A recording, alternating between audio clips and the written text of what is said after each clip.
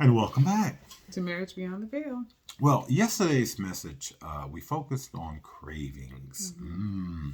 And just to remind everybody, Merriam-Webster defines a craving as an urgent, an intense, urgent, abnormal desire or longing. And we really discussed craving as far as a want, it's a need. And so, but Gail had a point that I think we need to expound on. What does one do when one finds oneself a slave to what they crave?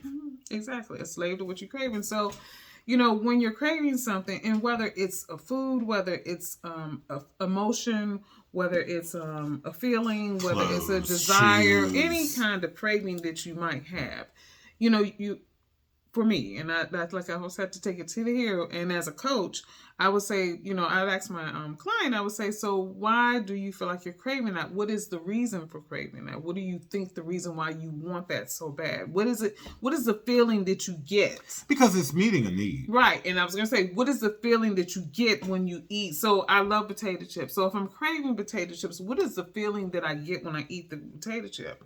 What is it? So for me, I have to break it down. It's the crunch, it's the salt that, that's sort of satisfying that craving, and maybe even a little bit of the oils that comes from the potato. I don't know, but I know that it's definitely the crunch and the salt. So, but let's take it beyond, what you call them, chips. I mean, some people shop. For some people, it's sex. Right. I mean, it's so many different things.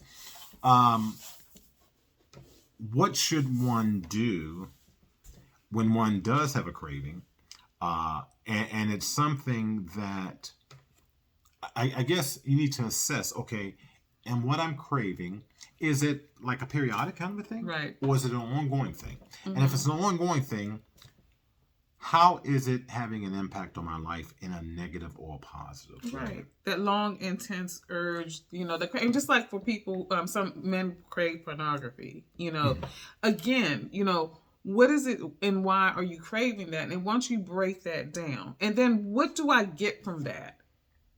And don't say men crave. Men, women, I was going to say, because pornography is just it is equal opportunity yes, it situation. Is. Mm-hmm. But I mean, if whatever it is that you're craving is a distraction, is creating challenges, creating division in your relationship, then you definitely need to begin to have some conversations and look at the what, the why. Mm-hmm. That's right. And then, okay, now how do we address this so that we can move forward in a healthy way? Exactly. And as a coach, that is one thing that you have to break it down. Once you've broken it down, then, like you said, you have to figure out how am I going to move forward and how do I address this? But more importantly, is also how do I address it if it comes back?